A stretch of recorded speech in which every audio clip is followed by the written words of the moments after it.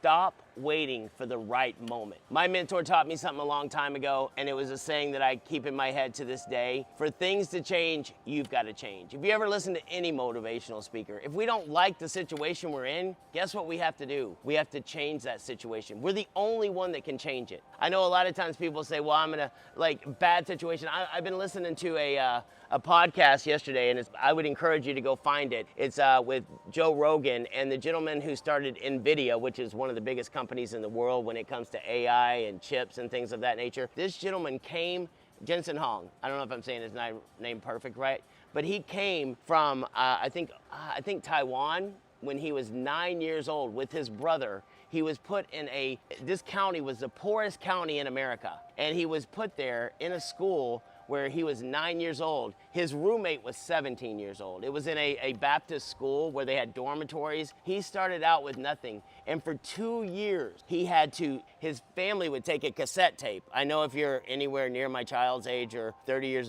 younger, I guarantee you probably don't know what a cassette tape is, but they would record messages in a month. His brother and him would record messages of what they were doing, what was going on in their lives. They would send that over to their parents, and then their parents that next month would record over that and send it back. And they did this for 2 years. Can you imagine going through not seeing your child for 2 years because you wanted him to be in America and have a better opportunity? Can you imagine being a child and growing up, going to a country that you don't know? And he spoke decent English, he said, but he overcomes everything. And now look at where he came from, being 9 years old, living in a dormitory for lack of a better word, probably an orphanage where a bunch of kids went, now being who he is. It's because he was able to overcome, he was able to push through.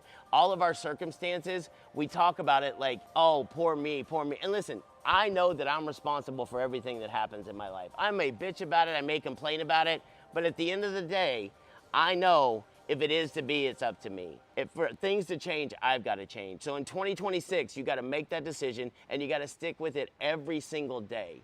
Consistency is the key.